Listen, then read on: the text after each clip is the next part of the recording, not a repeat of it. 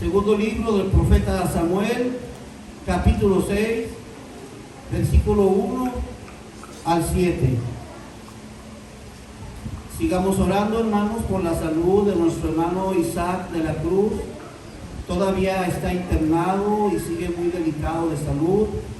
También, hermanos, estemos orando por nuestro amigo Terry Murray. Me habló por ahí de las 7 de la tarde para decirme que estaban contagiados por el COVID y que por esa razón no iba a estar viniendo porque no quiere exponer a nadie de nosotros. Así que, hermanos, sirva esto para que todos nos cuidemos y todos nos protejamos.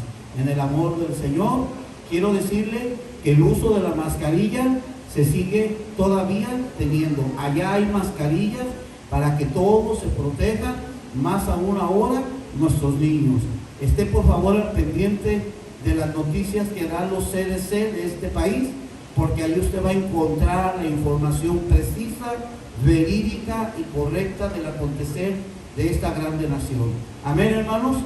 Así que vamos a leer la palabra del Señor, segunda de Samuel, capítulo 6, versículo 1 al 7. Y se lee en el nombre del Señor Jesucristo. David volvió a reunir a todos los escogidos de Israel, 30,000, y se levantó David y partió de Balá de Judá con todo el pueblo que tenía consigo, para hacer pasar de allí el arca de Dios, sobre la cual era invocado el nombre de Jehová de los ejércitos, que mora entre los querubines.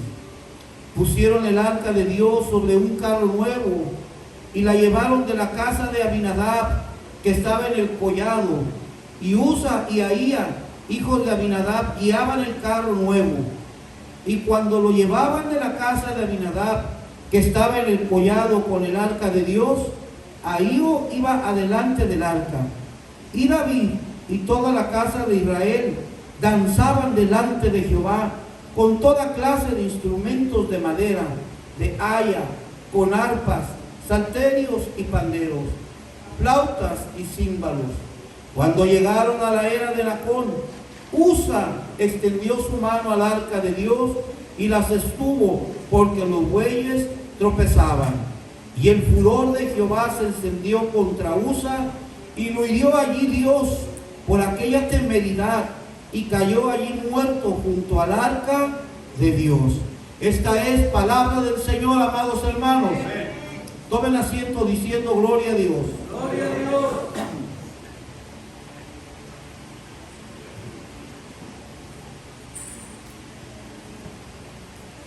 Esta historia bíblica nos relata el tiempo en que David ya era rey sobre Israel. Había pasado por muchas situaciones diferentes, y con todo y que David ya era rey sobre Israel, David no olvidaba quién lo había llevado a ser rey sobre Israel. Y quien lo había llevado a ser rey era Jehová de los ejércitos. Las situaciones que David había pasado implicaban una vida de constante guerra y de combate. Ya había tomado la fortaleza de Sión, ya había derrotado a los filisteos, y Dios prosperaba a David en todo lo que hacía en su reino. Así que David, con todo y que era rey, se preocupó por saber dónde estaba el arca del pacto. Porque David dijo: yo necesito que la presencia de Dios esté en el centro de mi reino. Yo necesito que la presencia de Dios sea el centro de todas las familias. Iglesia de Bryan, todos nosotros necesitamos que Cristo sea el centro de nuestras vidas, que Cristo sea el centro de nuestros matrimonios. Todos necesitamos que Dios sea el centro de nuestros hogares, de nuestras familias, de nuestros hijos. Nuestra vida debe de ser cristocéntrica. Todo nuestro acontecer, a dónde vamos, qué hacemos, qué hablamos, qué pensamos y qué decimos, debe de ser Cristo Jesucristo el centro de nuestras vidas. La iglesia de Dios debe de preocuparse porque Dios sea el centro de nuestras vidas. Y esta obra, la primera iglesia de Bryan, Texas, está fundada sobre Cristo Jesús y Él es el centro de nuestras vidas. Oh no, hermano, aquí no hay que los santos, aquí no hay que las vírgenes, aquí no hay que las veladoras, aquí no hay que las águilas, no. Al único que merece toda la honra, toda la gloria, toda la adoración, toda la alabanza, se llama Jesucristo. Se llama Jesucristo. Oye bien, iglesia, se llama Jesucristo. A Él ríndele honra, a Él ríndele tu gloria. Ante Él humíllate, ante Él vete de rodillas, ante Él ofrece ayuno, adoración, alabanza, y Él será el centro de tu vida. Y ahí me das un poquito de volumen, por favor. Entonces, hermanos, David sabía que era Dios el que lo había hecho rey. Y él no podía olvidar que la presencia de Dios debía de estar con él y debía de estar en su reino. David sabía que no podía abandonar, que no podía descuidar a la presencia de Dios en su vida. Así que David pregunta: ¿dónde está el arca de Dios? ¿Dónde está el arca del pacto? ¿Dónde está el arca del testimonio? Y el arca de Dios estaba abandonada. El arca de Dios estaba arrumbada en la casa de Abinadab, uno de los descendientes de los levitas, olvidada completamente. De la misma forma que el pueblo de Israel se había olvidado del arca del pacto, de la misma forma que el pueblo de Israel se había olvidado que en el arca del pacto, el arca de Dios, estaba la presencia y el poder de Dios. Pues de la misma forma que todos los israelitas se habían olvidado de tener a la presencia de Dios en su vida, así también hoy en día acontece con muchos cristianos. Pues nos dejamos envolver por mucho trabajo, por mucha diversión, mucha televisión, horas y horas en el internet, mucho relajamiento espiritual. Le dedicas 2 horas al fútbol, le dedicas 4 horas a las olimpiadas, pero a la presencia de Dios no le puedes dedicar ni siquiera 1 hora. Le dedicas mucho tiempo a estar metido en televisión, mucho tiempo a estar metido en Facebook, en YouTube, pero a la presencia de Dios no le puedes dedicar ni siquiera 1 hora. Y Dios está esperando que alguien de la iglesia de Bryan lo haga el centro de su vida. Dios está esperando que cuando menos uno diga: Señor, yo hoy leí tu palabra. Señor, yo hoy doblé mis rodillas y estuve en mi adoración. Señor, yo hoy te he tenido presente en mis pensamientos, en mi hablar, en mi andar y en mi corazón, porque tú eres el centro de mi vida. No hay que olvidarnos de la presencia de Dios. Nunca te olvides de donde Dios te sacó. Nunca te olvides de donde Dios te rescató. Nunca te olvides que llegaste a este país con un trapo adelante y otro atrás. Nunca te olvides que llegaste sin nada, pero que es Dios el que te ha enriquecido. Es Dios el que te ha prosperado. Alguien alabe al Señor. Es Dios el que te ha sustentado. Es Dios el que te ha levantado. Es Dios el que te ha bendecido tu vida.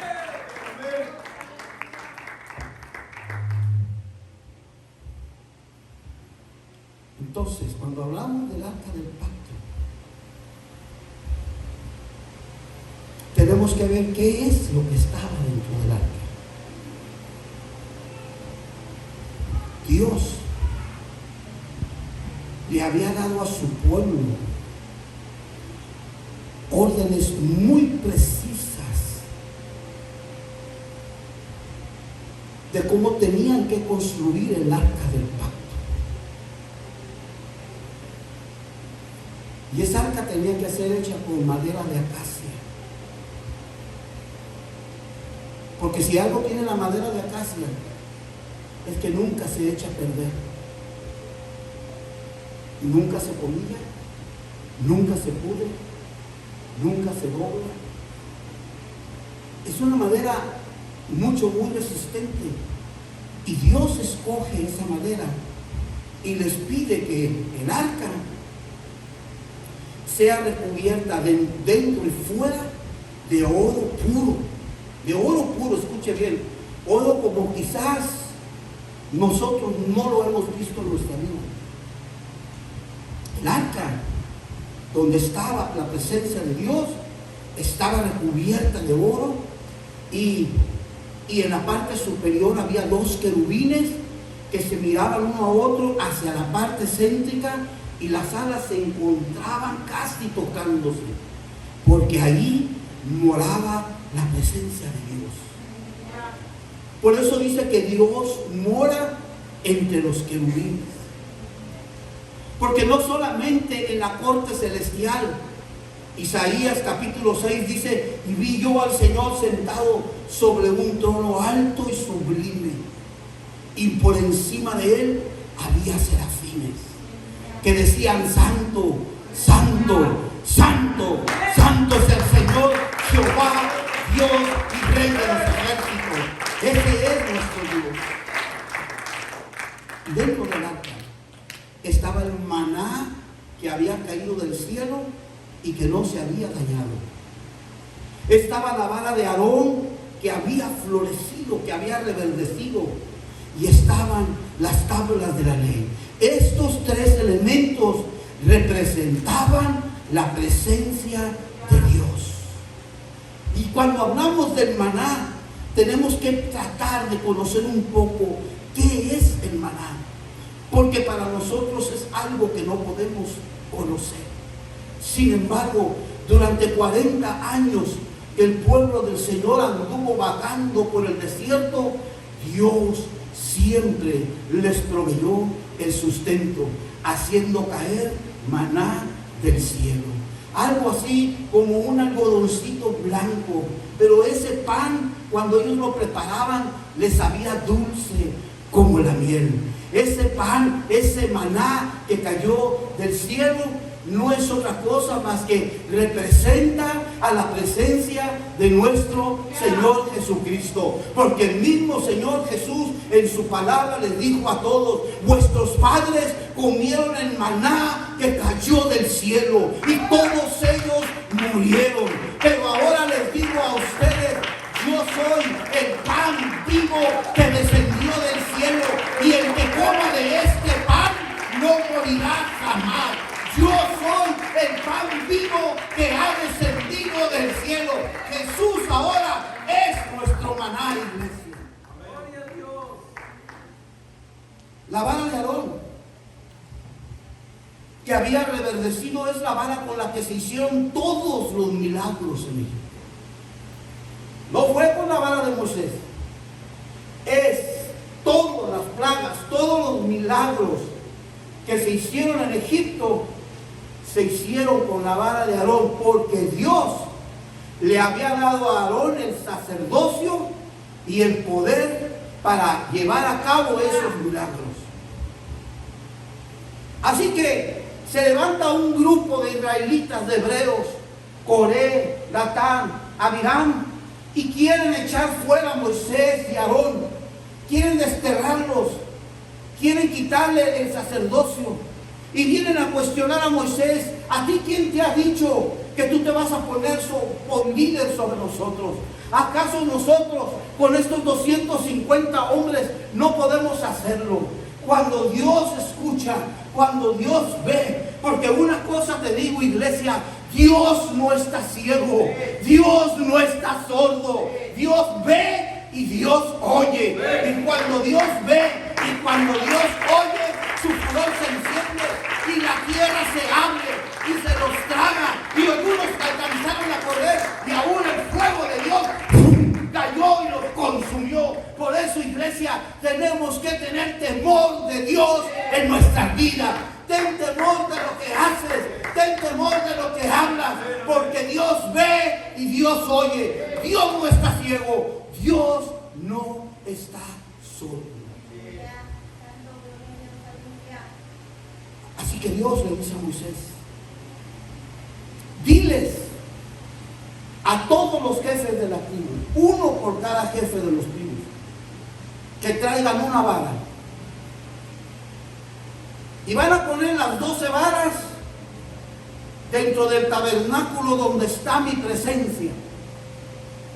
Y nadie podía entrar más que el sumo sacerdote. Y le dice Dios: y la vara que florezca, sobre esa yo daré mi autoridad y mi poder. Y entonces dejan las varas, pedazos de madera, ahí los dejan. Y al siguiente día, la única vara que había florecido, que había reverdecido, que había tomado su color como si estuviera en el árbol, tenía flores y tenía almendras deliciosas, era la vara de Aarón. Todos los milagros se hicieron con la vara de Aarón, y es la vara de Aarón la que está en el arca del pacto. Estaban también las tablas de la ley que le fueron entregadas a Moisés ahí en el Sinaí. Y las tablas de la ley, hermanos, representaban la santidad de Dios. Dios dice en su palabra: sean santos porque yo soy santo. Y si hay algo a la que la iglesia somos llamados, es a vivir en santidad. Cada uno de nosotros debemos de buscar cada día vivir en santidad. Cada uno de ustedes debe de buscar que en su casa, en su familia, en su matrimonio, se viva en santidad. Por amor de Dios, hermanos, te lo pido, no seas de esos hermanos que están en la iglesia y todavía permites que la inmundicia y la porquería del mundo entren a tu casa. Entiende esto: la iglesia de Dios es llamada para vivir en santidad, porque desde el principio Dios establece que Él es santo, y Él dice: sean santos en toda vuestra manera de vivir. Alguien alabe al Señor, hermano.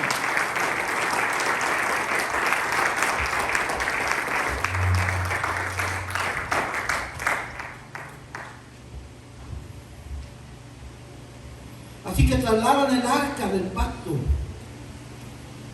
en una carreta.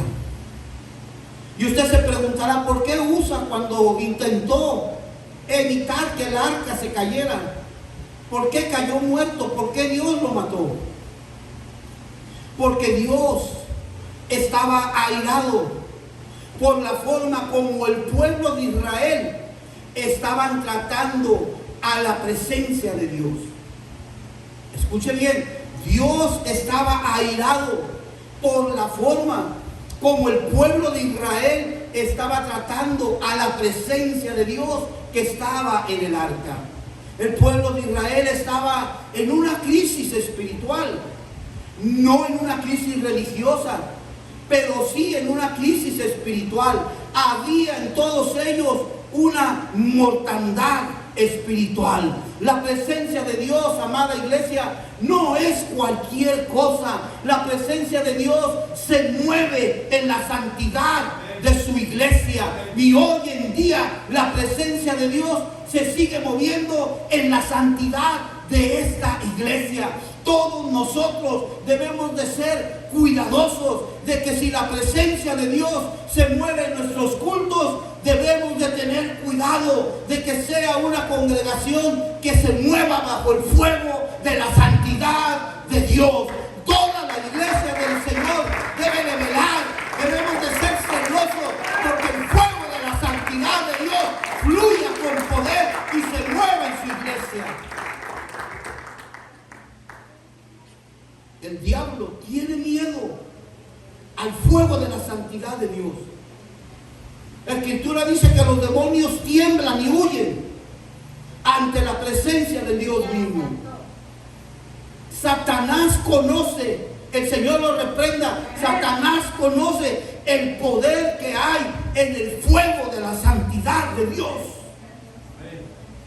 Por esa razón es que nosotros, pastores, demandamos que la iglesia del Señor, especialmente ustedes, mujeres, cuando vengan a la casa del Señor, vístanse con recato, vístanse con pudor.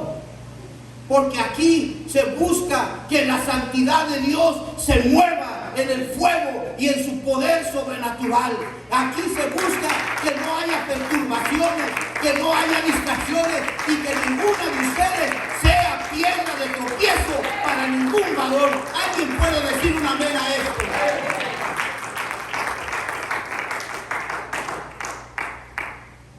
Yo les aseguro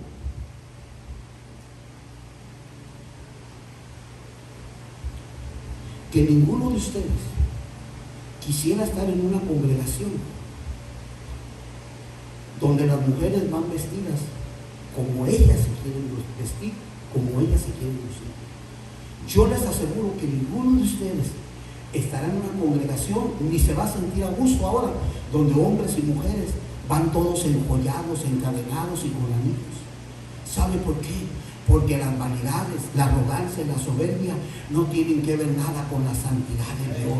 La santidad de Dios demanda humildad. La santidad de Dios te demanda que te desprendas de aquello que no te deja estar cerca de la presencia de Dios. Y la presencia de Dios debe de estar en medio de su iglesia. Y la presencia de Dios debe descender con poder para sanar, para libertar. Debe descender con poder para transformar. La presencia de Dios debe de descender con poder, hermanos, para restaurar vidas, para restaurar matrimonios. Esta es una congregación donde buscamos todos juntos que la santidad de Dios esté en medio de su iglesia. Entonces, hermanos, van a llegar situaciones muy difíciles a nuestras vidas. Muy difíciles, muy adversas, muy duras de soportar. Pero si la presencia de Dios está en tu vida, Dios no te va a dejar en el desamparo. Oye bien, si la presencia de Dios está en tu vida, Dios no te va a dejar en el desamparo, porque escrito está: el que habita al abrigo del Altísimo morará bajo la sombra del Omnipotente. ¿Sabes qué quiere decir la palabra omnipotente? El que habita al abrigo del Altísimo morará bajo la sombra de un Dios todopoderoso.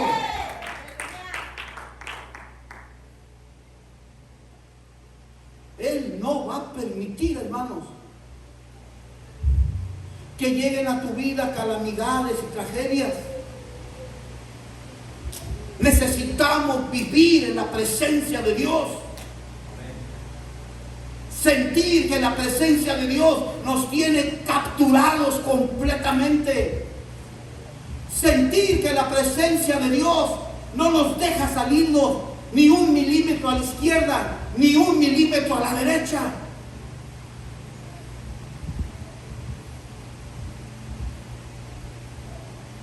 La palabra del Señor dice en el libro de los Salmos: caerán a tu lado 1000 y a tu diestra 10,000, mas a ti no llegará.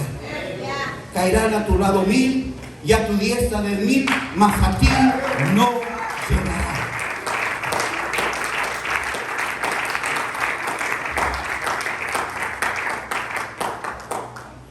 Se habla de la presencia de Dios, se enseña de la presencia de Dios, se predica de la presencia de Dios, pero también corresponde a nosotros hacer la parte que a nosotros nos toca. Porque debemos de vivir para adorar a Dios. Escucha, hermano, la iglesia del Señor debemos de vivir para adorar a Dios. Si quieres a la presencia de Dios en tu vida, en tu matrimonio, en tu casa, vive para adorar a Dios. Y eso a veces es complicado.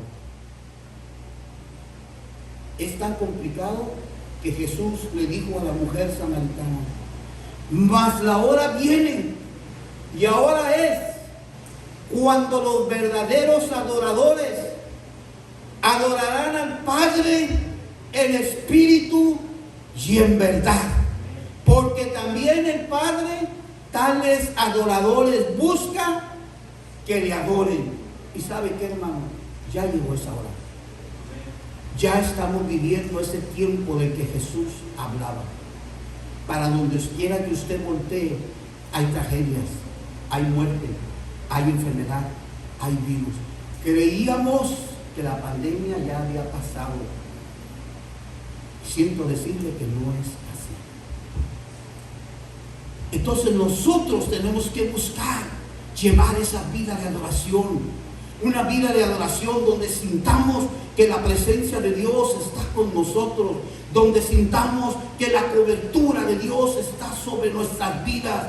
Todo lo que hagamos hacer, hermano, debemos de hacerlo con todo nuestro corazón, como para el Señor. La iglesia de Dios somos llamados a una adoración constante. Hay tantas denominaciones cristianas hoy en día que buscan manipular la presencia de Dios por medio de conciertos, por luces, por danzantes en los altares, que lo único que sirven es para traer la distracción de todos los demás. No, hermanos, la iglesia del Señor no es para hacer un circo.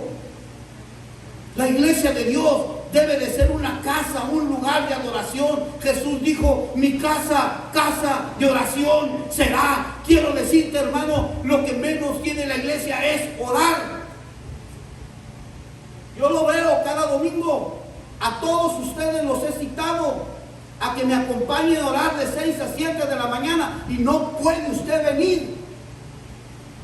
Pero si su patrón le dijera que lo necesita a las 5 de la mañana para usted entrar a trabajar, usted estaría bien puesto. Pero si Dios le dice: hijo, te necesito para que me adores, usted no quiere venir, usted prefiere estar roncando, durmiendo. Iglesia de Bryan, estamos en los tiempos en que tenemos que adorar a Dios en espíritu y en verdad. Iglesia, despierta, iglesia, despiértate, hermano. Estamos en los últimos tiempos. ¿Sabe qué es lo que sigue? Ahí le va.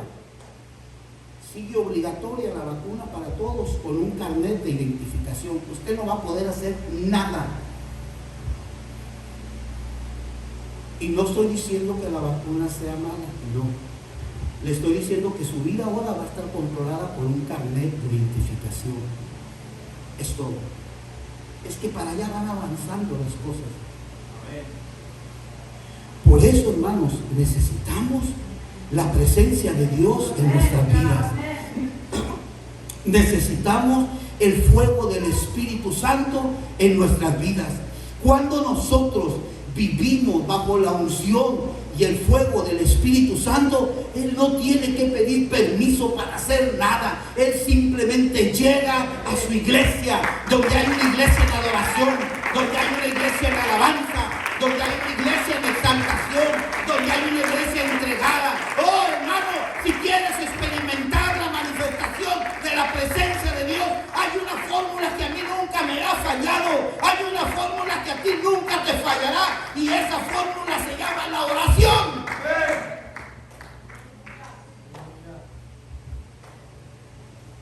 Toda esta semana han venido las hermanas. Bueno, nomás han venido 2 y 3 con la hermana venida. ¿Dónde está tu adoración, hermano? Tú que te quedas en tu casa, que tú no trabajas, ¿dónde está tu adoración a tu Señor? Cuando aquí hay un tiempo de adoración precioso, cuando aquí se siente la presencia de Dios, ¿dónde está tu oración?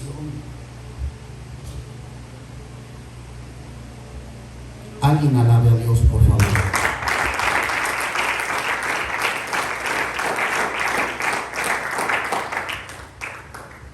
Hermano, es que eso de la oración ya está pasado de moda, ya no es necesario.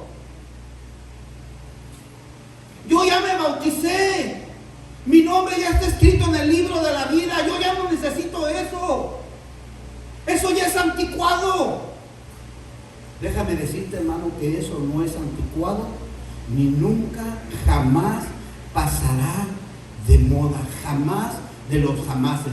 Si hay algo que nos muestra la oración, es que cuando hay una iglesia que ora, el poder de Dios se manifiesta.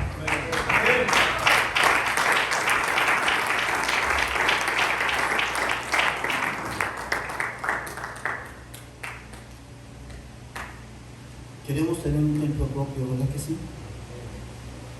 Bueno, se ayudan a tener. Queremos tener un templo propio, hermanos. Cuando usted no tenía casa propia que andaba rentando, ¿qué es lo que más quería? Una casa propia, ¿verdad? Díganos, pastor. Y usted se la pidió a Dios, Señor.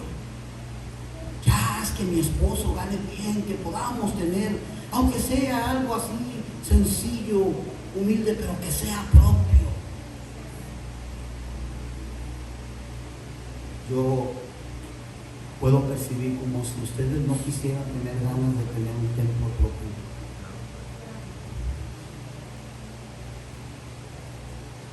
Por eso, iglesia, necesitamos que la presencia de Dios sea el centro de nuestras vidas.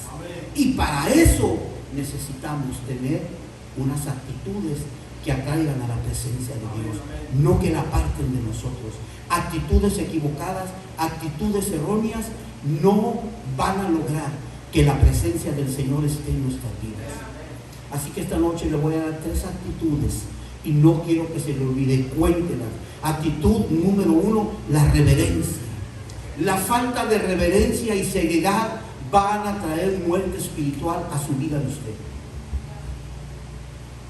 Cuando usted diga un sí, que su sí sea un sí y no que su sí vaya a ser un no sin pretexto ni argumento. La falta de reverencia y de seriedad en nuestra vida trae muerte espiritual.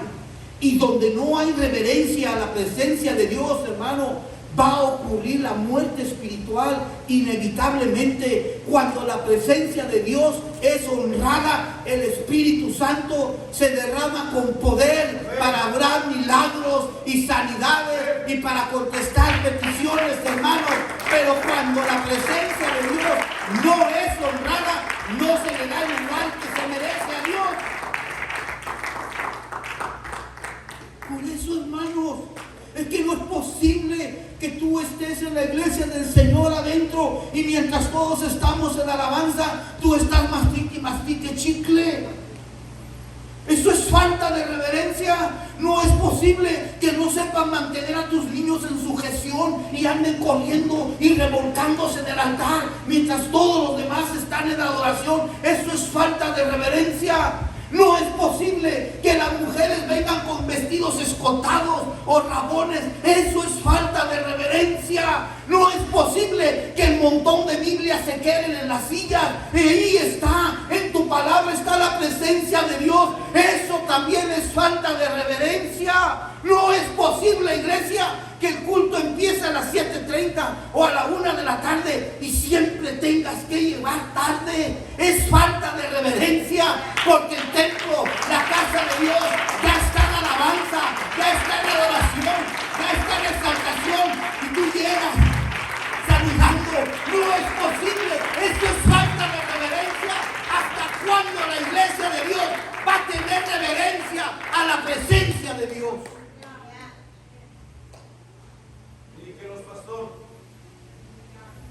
Actitudes que deshonran a Dios.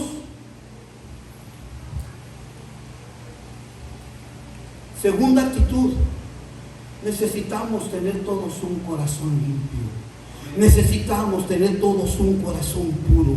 Un corazón limpio es como un imán que atrae a la presencia de Dios.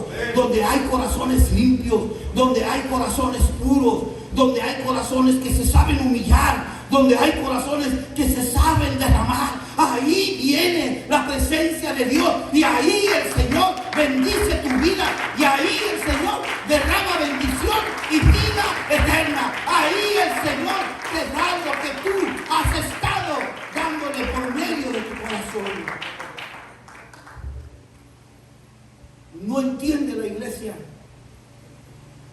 que el orgullo es como un muro que se levanta entre Dios y la iglesia. Dios y su iglesia. Cuando hay una iglesia que no busca tener un corazón limpio para humillarse, se levanta el muro del orgullo. ¿Y sabe cómo lo ve? Así está el pueblo alabando y los jóvenes con las manos metidas. Porque no tienen libertad para levantar sus manos y alabar al que entregó su vida por nosotros. Alguien alabe al Señor, alabar al que le entregó, al que derramó su sangre en la cruz del Calvario. Alguien alabe al Señor. Saque sus manos de la bolsa y alabe al Señor. Levanten sus manos todas y dense una vueltecita y alguien alabe al Señor.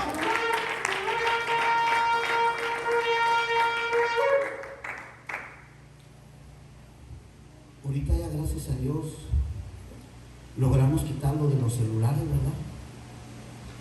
A ver, mira el que está a su lado ahí en la silla y vea si tiene un celular, por favor. Si tiene un celular, agárrelo y tíreselo al bote del baño, por favor. Porque es falta de reverencia en la casa de Dios. Lo logramos. Iglesia de Brian, lo logramos, ¿verdad? Que nadie tiene un celular. Denle un aplauso al Señor. Lo logramos, sí se puede. Sí se puede, ¿cómo no? Entiendan, hermano, la humildad es un canal abierto para que fluya la presencia de Dios en nuestras vidas. Tenemos que venir a la casa de adoración en humildad. Queremos que la presencia de Dios fluya y se mueva. Vengamos en humildad. Vengamos con un corazón limpio. Deje afuera sus situaciones de la vida. Yo sé que todos tenemos preocupaciones. Yo sé que a veces los matrimonios vienen bien enojados. Otras veces no nos sentimos bien de salud del cuerpo. Vengamos con humildad a la casa del Señor y la presencia de Dios va a fluir de una manera preciosa.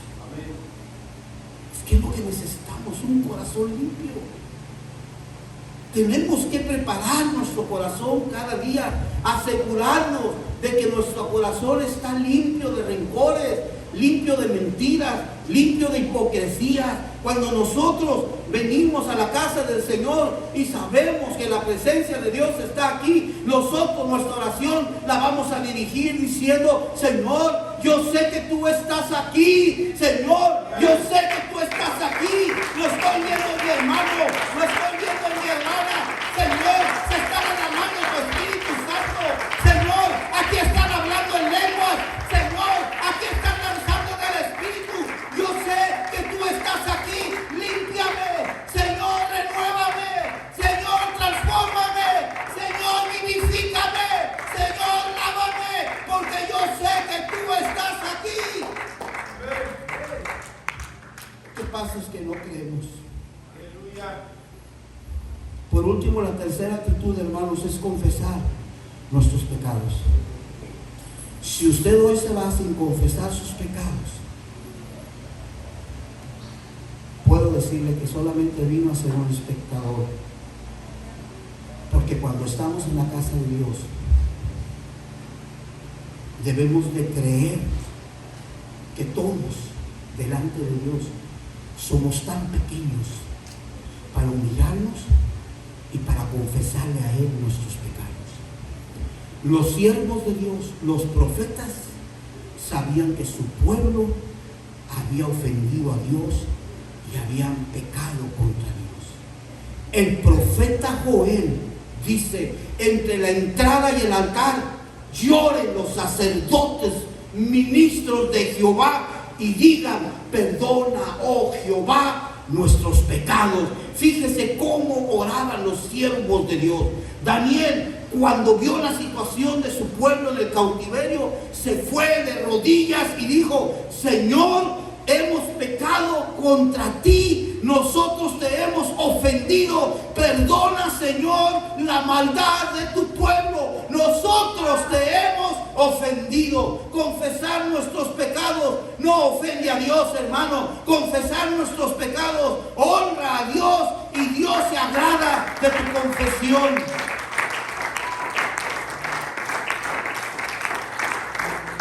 Nehemías, cuando tuvo la noticia que los muros de Jerusalén se habían derrumbado, que la ciudad santa no tenía muros, se volteó hacia la pared donde estaba y clamó y dijo: Señor, hemos pecado contra ti, perdónanos, Señor, nos hemos corrompido contra ti y no hemos guardado tus mandamientos. Qué difícil se nos hace venir al altar y pedirle perdón a Dios y reconocer nuestros pecados, reconocer que nos corrompemos cada día, cuando la iglesia del Señor es llamada para vivir en santificación de cuerpo, alma y espíritu. Amén.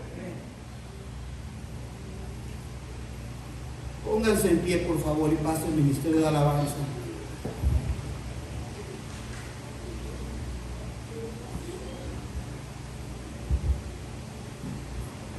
Todos tenemos que doblar nuestras rodillas. Qué hermoso es cuando una iglesia, cuando una congregación se vuelca, o sea, se deja venir al altar para doblar sus rodillas. Yo lo pude ver ahorita en el tiempo de adoración, cómo se vinieron todas las mamás con sus niños al altar para enseñarles que hay que doblar nuestras rodillas. Todos debemos de aprender a humillarnos delante de Dios.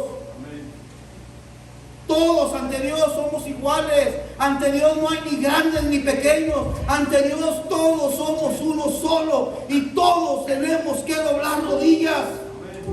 Porque a Jesús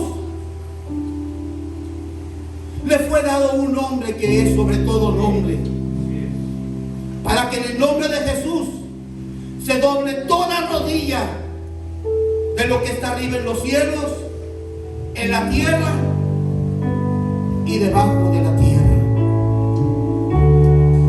Y toda lengua confiese que Jesucristo es el Señor. ¿Alguien puede decir Jesucristo es el Señor? No. ¿Alguien puede decir Jesucristo es el Señor? Él merece mi adoración.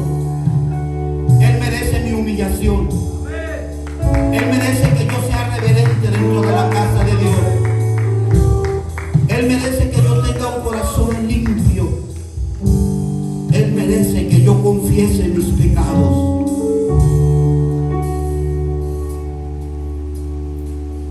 A Dios no le ofende tu sinceridad. A Él puedes decirle lo que verdaderamente tú eres y lo que verdaderamente tú traes dentro de ti. A Él tu sinceridad no le va a ofender.